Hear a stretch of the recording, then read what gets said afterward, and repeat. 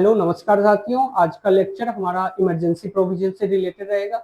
और emergency provision की जब बात करते हैं तो पार्ट 18 की बात करते हैं। साथ ही साथ आर्टिकल 352 टू 360 के बीच की 8 आर्टिकल इसमें सम्मिलित हैं। ठीक है, तो हम बात करेंगे इमरजेंसी प्रोविजन। इमरजेंसी प्रोविजन के सारे 3 different kinds of emergency provision होते हैं। साथ ही साथ प्रोक्लेमेशन ऑफ इमरजेंसी किस प्रकार से किए जाते हैं, साथ ही साथ उसके ग्राउंड क्या है, किस किस ग्राउंड के आधार पर इमरजेंसी सिचुएशन आता है।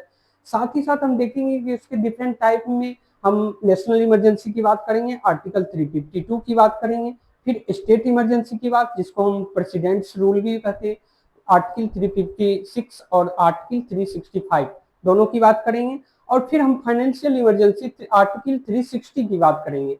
तो पहले बात करेंगे नेशनल इमरजेंसी के केस में। नेशनल इमरजेंसी के केस में हम लोग देखेंगे कि उसका ग्राउंड्स क्या है, किस किस आधार पर नेशनल इमरजेंसी लगाई जाती है, साथ ही साथ कितने बार लगाई है नेशनल इमरजेंसी। जैसे हम लोगों ने पहले भी देखा है कि इमरजेंसी का केस 3 टाइम्स लगा है, 1962 में इंडिया चाइना वार के केस में, साथ ही साथ 1971 में पाकिस्तान और इंडिया के वार के बीच में। ठीक है, फिर हमारा इंटरनल डिस्टर्बेंस जो केसेस था जिसमें हमारी जो इंदिरा गांधी सरकार थी उस केसेस में भी लगा था। ठीक है, तो इस प्रकार से हम लोग ना पढ़ेंगे कि उसका अप्रूवल किस प्रकार से किया जाता है, कितने मंथ के अप्रूवल के आधार पर नेशनल इमरजेंसी का केसेस लगता है, और उसका एक्सटेंशन कितने दिनों का होता है। एक्सटेंशन जैसे होता है ना कि हम लोग 6 मंथ के बाद फिर लोकसभा राज्यसभा से पास कराना पड़ता है, फिर 6 मंथ पे हमारा जो है ना वो लोकसभा राज्यसभा से पास कराकर हम लोग एक्सटेंशन करते हैं, बढ़ाते हैं उस पीरियड को। ठीक है, और कितने दिन तक हम एक्सटेंड कर सकते हैं ये भी हम लोग देखेंगे। साथ ही साथ हम ये भी देखेंगे कि रिजोल्यूशन किस मेजोरिटी से पास किया जाता है, चाहे वो सिंपल मेजोरिटी हो, स्पेशल मेजोरिटी का केस हो, या फिर हमारा एब्सोल्यूट मेजोरिटी का केस हो। ठीक है, या इफेक्टिव मेजोरिटी का केस हो, किस मेजोरिटी से पास किया जाता है ये बात पढ़ेंगे। फिर हम पढ़ेंगे उसका टर्मिनेशन। टर्मिनेशन हम देखेंगे कि या तो प्रेसिडेंट के द्वारा टर्मिनेट किया जाता है, या तो फिर लोकसभा या राज्यसभा किसी के द्वारा टर्मिनेट किया जाता है। इस प्रकार से हम उसका टर्मिनेशन पढ़ेंगे, और फिर हम उसके बाद उसका कंसिक्वेंसेस इम्पैक्ट देखेंगे कि एग्जीक्यूटिव के प्रति क्या इम्पैक्ट है, लेजिस्लेटिव के प्रति क्या इम्पैक्ट है, फाइनेंशियल सिचुएशन के आधार पे फाइनेंशियल कंडीशन में क्या इम्पैक्ट है। ठीक है, फिर उसके लाइफ ऑफ लेजिस्लेचर भी देखेंगे कि किस किस केसेस में हमारा जो है लेजिस्लेटर का कोई रोल नहीं होता। ठीक है, फिर हम लोग देखेंगे उसके इम्पैक्ट देखकर फिर आगे हम लोग स्टेट इमरजेंसी की बात करेंगे, उस केसेस में भी देखेंगे स्टेट का क्या रोल है, और हमारा पीएम प्रेसिडेंट का क्या रोल है, या गवर्नर जो स्टेट के हेड होते हैं वो रियल हेड होते हैं, तो वो बताते हैं कि किस केसेस में हमारा इमरजेंसी का सिचुएशन लग सकता है। फिर उसका भी अप्रूवल, टर्मिनेशन, रिवोकेशन। ठीक है, फिर फाइनेंशियल इमरजेंसी की बात करेंगे। फाइनेंशियल इमरजेंसी को भी इस प्रकार से ही देखेंगे, अप्रूवल, रिवोकेशन, टर्मिनेशन।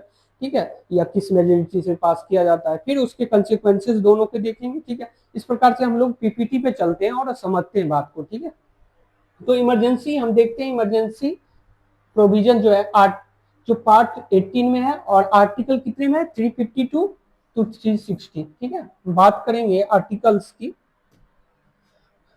तो आर्टिकल 352 टू आर्टिकल 360।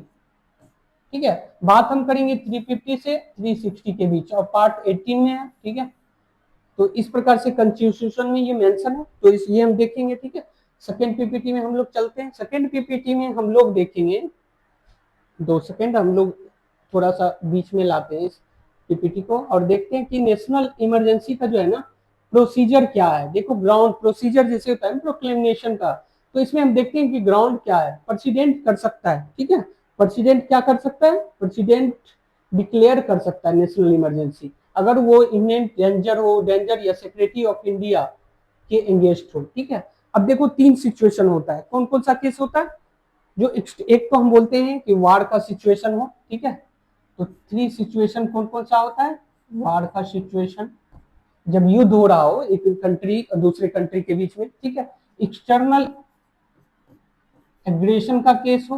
ठीक है, एक्सटर्नल एग्रेशन का केस हो, ठीक है। और ये दोनों जो है ना एक्सटर्नल इमरजेंसी, इसको क्या बोल सकते हैं, एक्सटर्नल इमरजेंसी, एक्सटर्नल, ठीक है, एक्सटर्नल इमरजेंसी।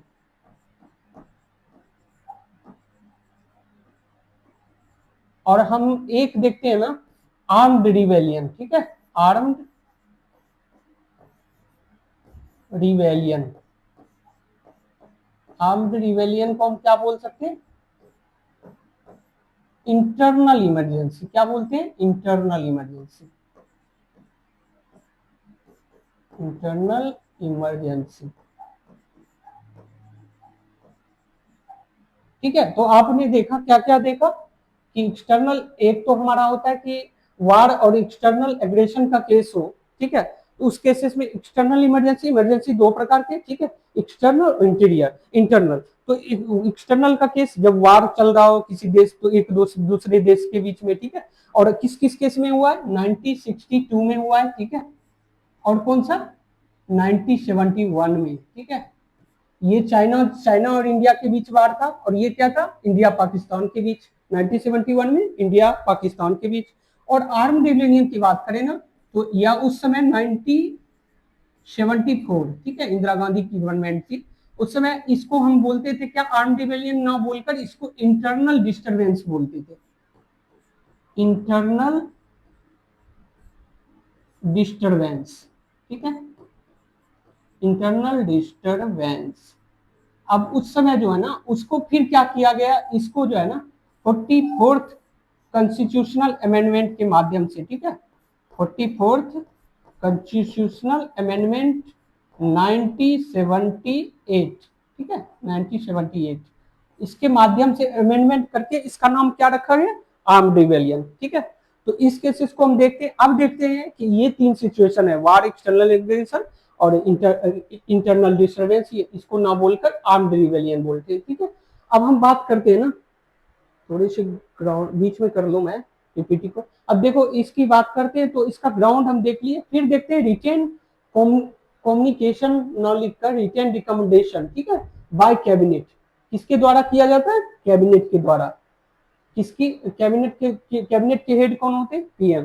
पीएम जब रिकमेंडेशन देते हैं प्रेसिडेंट को कि इमरजेंसी का सिचुएशन लगाया जाए, रिटन नोटिस दिया जाता है, ना कि अब जैसे ओरल होता है ना, ओरल नहीं चलता है, ये रिटन रिकमेंडेशन। और अर्लियर में हम क्या देखते थे, पीएम या काउंसिल ऑफ मिनिस्टर मिल के देते थे रिकमेंडेशन। अभी हम बात करते हैं कि ये सबसे इंपॉर्टेंट है, ठीक है, ये चेंज किसमें, 44th कॉन्स्टिट्यूशनल अमेंडमेंट में। ये देखो सब जितने भी है ना मेन मेन पार्ट्स, वो 44th कॉन्स्टिट्यूशनल अमेंडमेंट में ऐड किए गए हैं, ठीक है, 1978 की बात हम कर रहे हैं, ठीक है। अब देखिए अप्रूवल विद इन 1 मंथ, कितने मंथ के बीच होना चाहिए, 1 मंथ के बीच अप्रूवल होना चाहिए। कौन कौन से सदन में, लोकसभा एंड राज्यसभा में, ठीक है, लोकसभा और राज्यसभा में क्या होना चाहिए, विद इन 1 मंथ जो है लोकसभा एंड राज्यसभा अप्रूवल होना चाहिए। और फिर देखते हैं ना एक्सटेंशन, एक्सटेंशन जैसे 6 मंथ के भीतर फिर उसको पास करेंगे लोकसभा राज्यसभा में, ठीक है। फिर जब पास करता है तो ये चलता रहता है, और इसका कहीं भी जो है ना extension indefinite period, indefinite period means time limit कुछ भी नहीं है मेंशन कॉन्स्टिट्यूशन के अंदर, no time limit mention in the constitution, ठीक है, किसी भी तरह का टाइम लिमिट नहीं है कॉन्स्टिट्यूशन मेंशन, इसलिए इंडिफिनिट पीरियड। अब देखो बात हम करते हैं ना, जब इंडिफिनिट पीरियड की बात करते हैं तो इस केसेस में हमारा राष्ट्रपति, जो हमारा अब जो गवर्नमेंट लेटेस्ट किया, वो कर भी सकता है कि 6 मंथ के अंदर उसको अप्रूव करके 4-5 साल तक कंटिन्यू रख सकता है। तो उन केसेस को ना देखकर आप ये समझो कि वैसे में यूनिटरी बायस हो जाएगा ना, कि सब कुछ सेंट्रल गवर्नमेंट के पास आएगा, स्टेट गवर्नमेंट का कोई भी रोल नहीं होगा। तो उस केसेस में जुडिशियल रिव्यू भी अपनाया गया है, ठीक है, 44th अमेंडमेंट के केस में, एसआर बम्बई का केस जब पढ़ोगे तो उस केसेस में क्या हम देखते हैं कि ये यहाँ पे ना जुडिशियल रिव्यू की बात भी की गई है। जुडिशियल रिव्यू प्रेसिडेंट के केस में भी होता है, प्रेसिडेंट रूल जब लगता है, स्टेट इमरजेंसी जिसको बोलते हो, नेशनल इमरजेंसी, दोनों में जुडिशियल रिव्यू की बात की गई है, ठीक है। फिर देखते हैं रिजोल्यूशन स्पेशल मेजोरिटी से, स्पेशल मेजोरिटी की बात आती है ना, तो एक तो होता है 50%, ठीक है, 50% member of total membership of the सदन, ठीक है, हाउस, ठीक है। तो ये क्या होता है 50% वाला केस, 50% या और मोर, ठीक है, किसका, total membership, total membership of the house, ठीक है, टोटल मेंबरशिप ऑफ द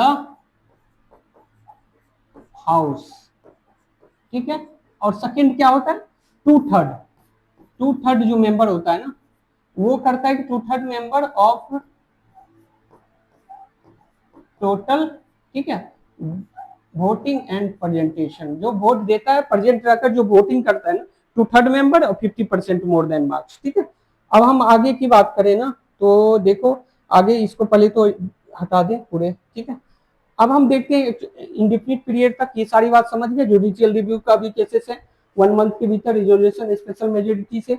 अब नेक्स्ट पीपीटी में हम लोग चलते हैं, नेक्स्ट पीपीटी में हम लोग देखते हैं कि 2 सेकेंड, ये क्या हो गया।